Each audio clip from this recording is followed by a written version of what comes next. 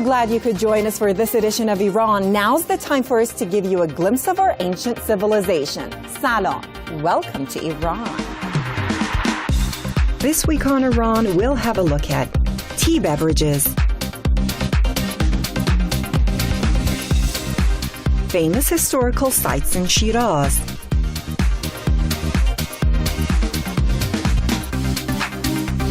Iran's film industry. The most popular hot beverage in Iran is black tea, but there's a great variety of herbal tea we brew just for their health benefits or merely for their taste.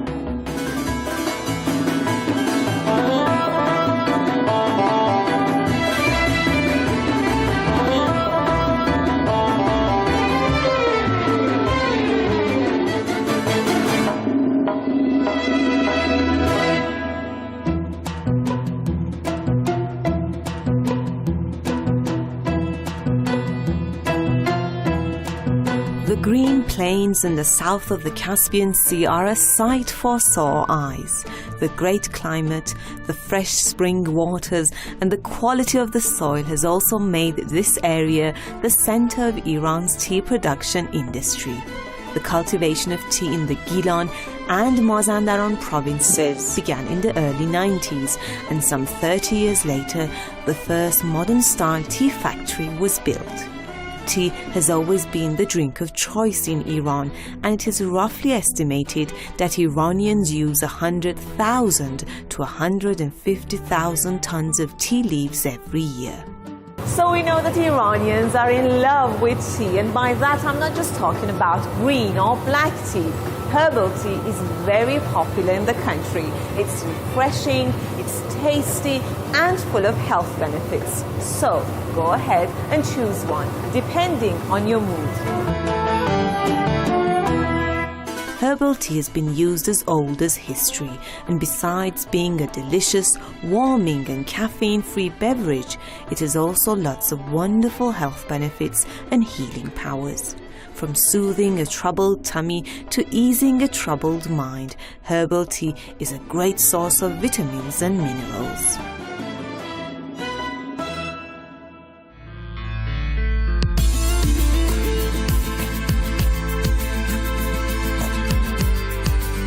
Although herbal tea is mostly prepared at home and its recipe has been passed on to us from our grandparents, exquisite collections of herbal teas are also developed by expert blenders in different factories. As you might already know, herbal tea is not just made from the leaves of the plant. Sometimes the flower itself, the seeds and the roots are also mixed in. Right now we've got the lemons here, they're washed, they're sliced, then they go up this rolling machine into the continuous dryer. They stay there about an hour, and then once they're dried, they come out and then they're mixed with the herbal teas.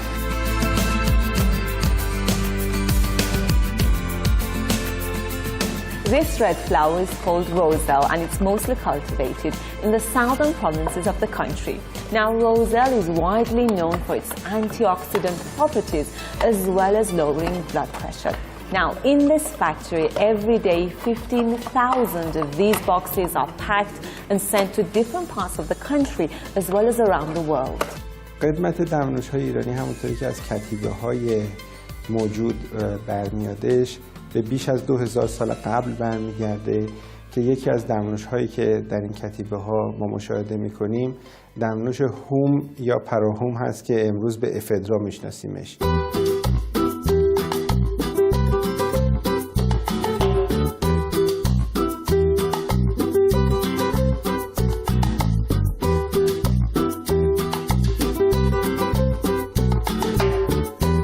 The cafes in Tehran have it all. The fresh, inviting smell of brewed coffee is the first thing that lures you inside. But you see, that's not the only thing available here. From among all the hot beverages available, herbal tea is certainly a favorite in the menu.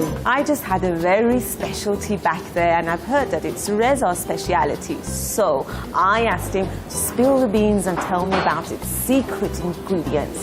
Now I'm about to make an infusion, which we call the special.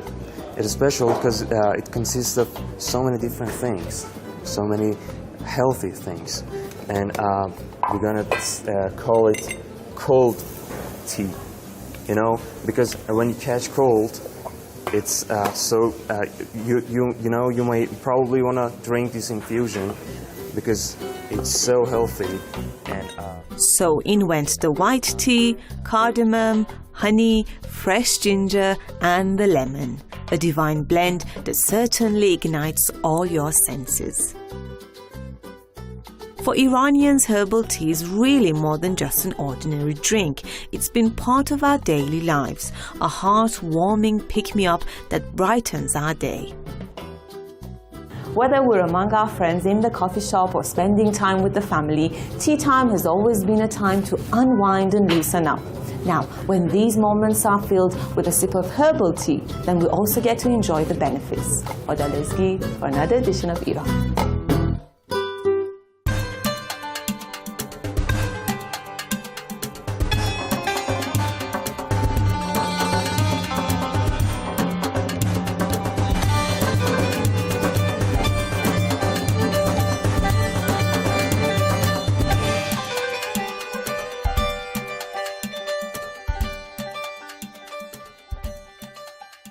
Cyrus the Great is the founder of the Achaemenid Empire. He established the empire over 2,500 years ago. He's known to have instituted the first declarations of human rights in the world. Today, his tomb is in the vicinity of Shiraz, and that's one of the reasons Shiraz has been an important city for centuries. Join me on a short tour of the ruins outside Shiraz, from the ancient cities of Pasargad to Persepolis.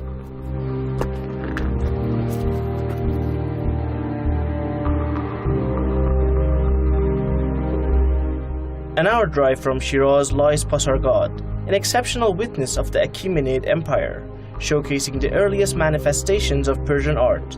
It was created by one of the most glorified of Persian kings, where he is also buried.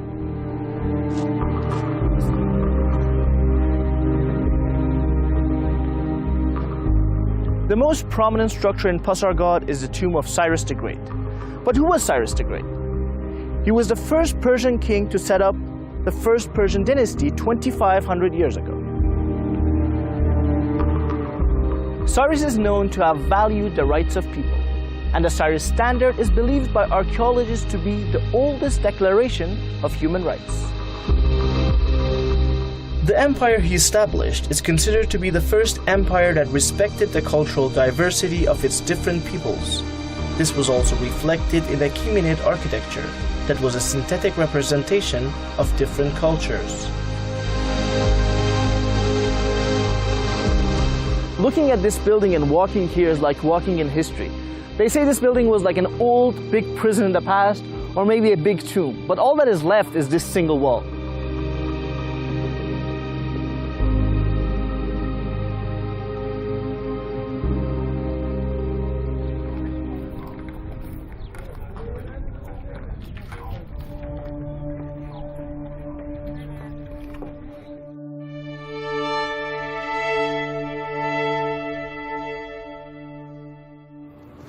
It's interesting, in the middle of the road, in the middle of this mountain, when you think there's nothing here, we have this artifact that dates back to about 200 to 300 AD.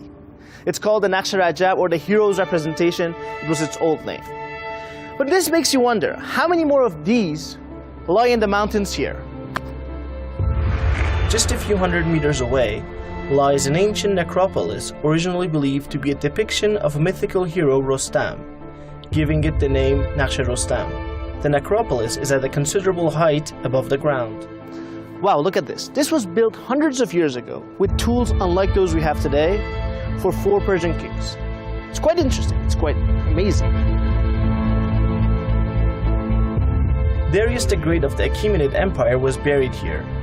One inscription on his tomb reads, "It is not my desire that a man should do harm, nor it is my desire that he goes unpunished when he does harm."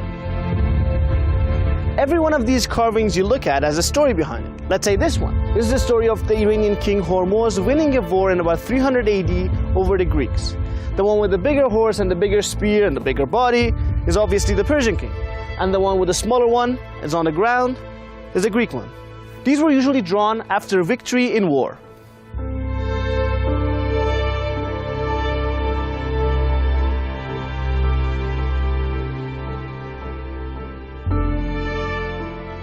Okay, some buildings, like this one, nobody knows what it was really for. For example, this one, some say it was a fire temple, but because it's sealed, others say that's not possible because air couldn't get in. The second theory is it was used for the mummy of a king, but others say because the steep stairway that is on the other side, that is not possible. And the third theory is it was maybe for a tomb, or a tomb never used.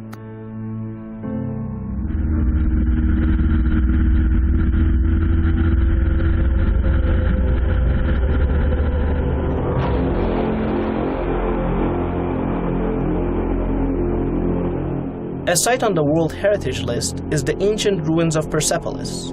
It was founded by Darius I in 518 BC, where the King of Kings created an impressive palace complex inspired by Mesopotamian models for the capital of his empire. The importance and quality of the monumental ruins make it a unique archaeological site.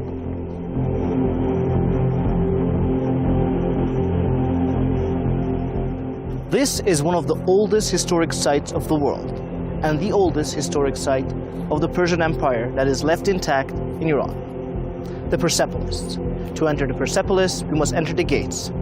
Let's go in. According to UNESCO, this ensemble of majestic approaches, monumental stairways, throne rooms, reception rooms, and annex buildings is classified among the world's greatest archaeological sites, among those which have no equivalent and which bear witness of a unique quality to a most ancient civilization. Again, around the walls of the Persepolis, every wall has a story to tell. For example, this one is a royal guard guarding the palace. And these were the elders of the tribes. And over here we're seeing different tribes bringing in souvenirs or gifts for the king. It was likely a celebration or a new year or something like that. You can see every single tribe is wearing a different attire and they're bringing in their own gifts.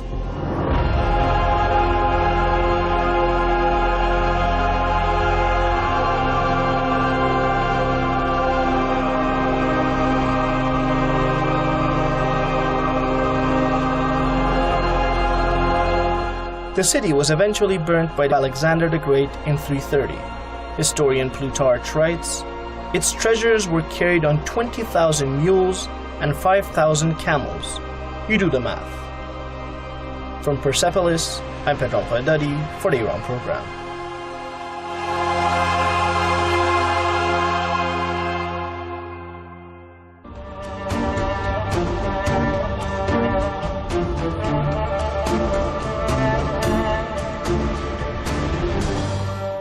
Iranians are known to be scrupulous about art. That goes for cinematography as well.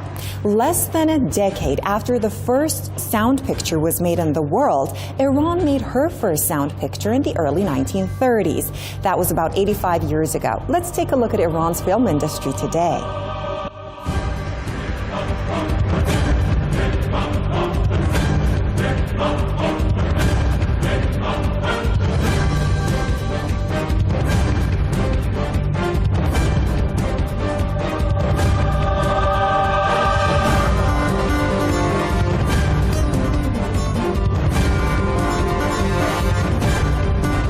Iran celebrates the filmmaking industry by holding several festivals yearly for the industry. There are several categories that are focused on annually, from short films to documentaries to 100-second features, and of course full-length films. The creme de la creme of these events is the International Fajr Film Festival, where all are honored from actors to actresses, cameramen, directors, producers. You name it, they are there, and they are only considered the best. The Fajr Festival awards the best of the best in their respective field with the Crystal Samorg statue.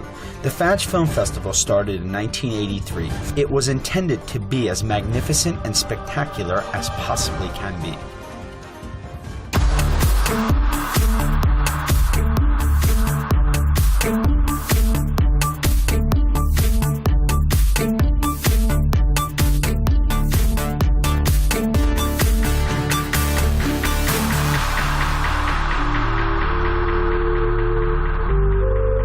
Now, what I want us to do is take an up-close and personal look at the filmmaking industry in Iran.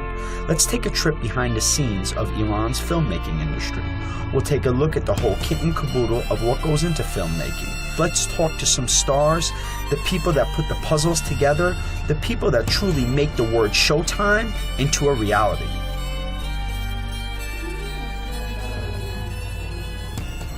Okay, that was a brief glimpse on some beautiful festivals. What I'm going to do is I'm going to take you behind the scenes of not Hollywood, Iraniwood. I'm going to introduce you to a really cool director, a really cool producer, some great actors and some great actresses, and a really neat serial that I got a chance to play in. It's showtime.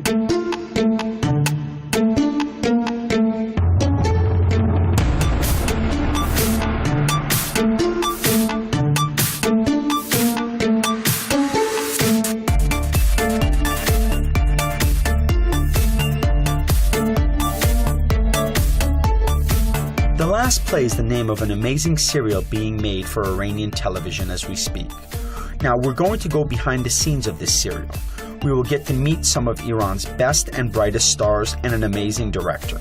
The serial depicts the story of a young man born with a silver spoon in his mouth and his quest to further his wealth and power.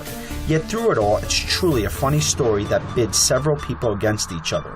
The young wealthy soccer star, the powerful villainous woman who loves controlling everything, and the cool con man. اصولاً توی 35 سال گذشته که در ایران هنر نگاه جدیدی بهش شده، آدم‌های متخصص هم خیلی فراتر از گذشته پیشرفت کردن.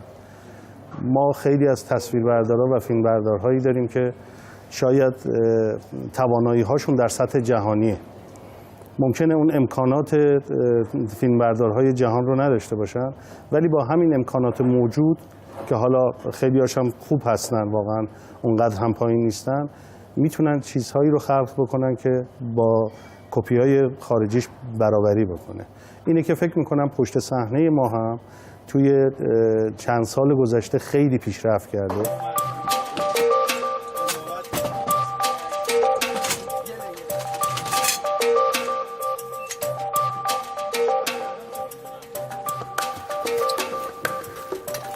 I bet you thought it was all glitz and glamour here in Iraniwood. No, see, there's a lot of hard work that goes behind making the film. And today, I'm doing my part to help out. Welcome to my Iran.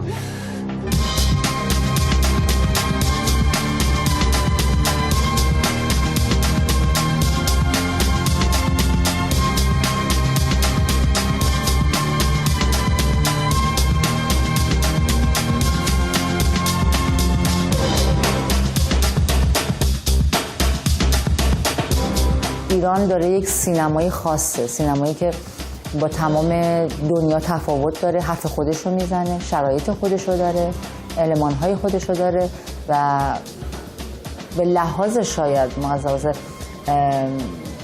حالا بگیم صنعت سینما یه ذره عقب‌تر هستیم و دلیل حالا محدودیتایی که برای ما ایجاد کردن، شاید سری از تکنولوژی نرسیدیم به اون کاری که دارن حتی تو هالیوود جای دیگه انجام میدن، ولی من فکر می‌کنم این صدمه به معنای فیلم نزده، یعنی فیلم خوب میشه ساخت بدون اونها. تفاوت بین سینمای ما با سینمای هالیووده. من فکر می‌کنم که شاید این مقایسه کاملا مقایسه غلطی باشه. امکانات و شرایط و بودجه‌ای که هالیوود داره قطعاً ما نداریم، ولی حرفایی که ما میزنیم فکر میکنم خیلی گنده تر از حرفای هالیوود. این تفاوت در مفاهیمه. به هر حال همه جای دنیا برای خودش سینما داره، ولی سینمای بعد از انقلاب ما بسیار سینمای مفهومی شده. Okay, what's all this hustle and bustle going on? They're changing scenes. You see all this just to change one small scene. I got great news for you. The scene they're changing it to is my scene. It's time for some action.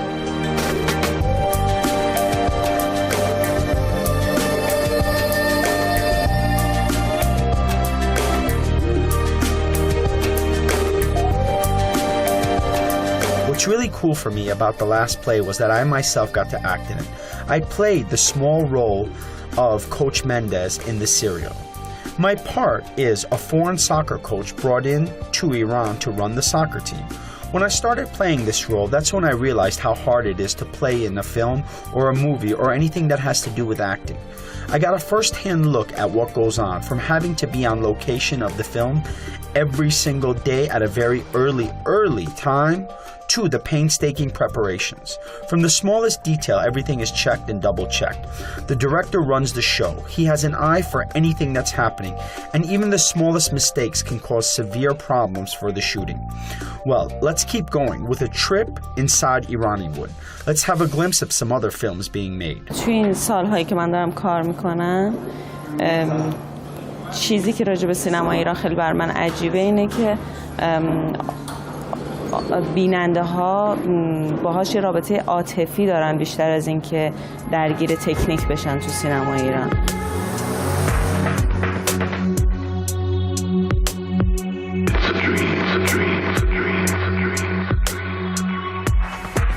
You ever think about what goes behind every scene? You know, you watch a movie that's 2 hours long, but you ever thought about how long just one simple scene takes? How much hard work, preparation goes into it?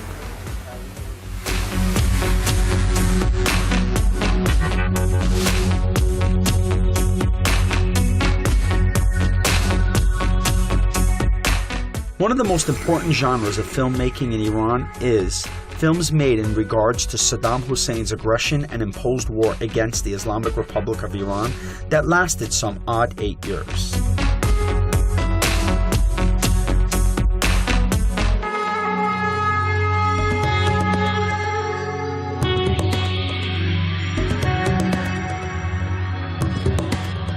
There are many important genres in the filmmaking industry in Iran.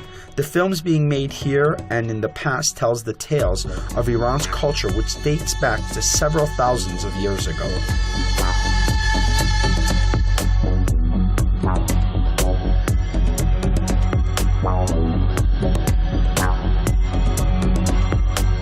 Some films tell and show the importance of religion, how God works in our daily lives, people's faith in God, the amazing power and love of Islam in everyday life.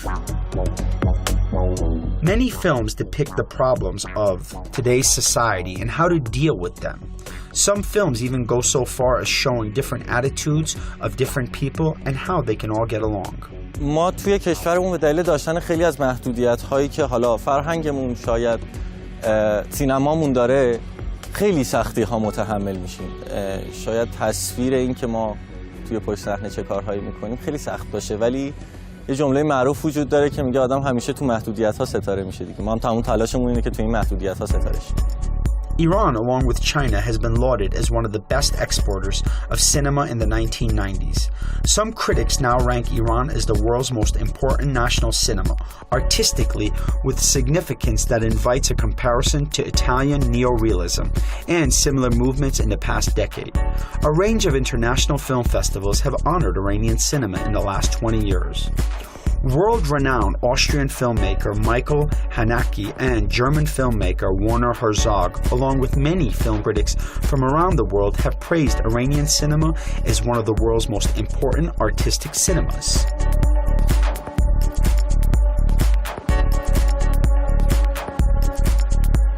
Okay, today I decided to even help all the assistants. I'm moving some of the stuff. We're going to get everything going. Here in Iran, we do everything. For Iran program, I am Reza Nayebi. Thank you for tuning in. Thank God for another day. Till I see you again.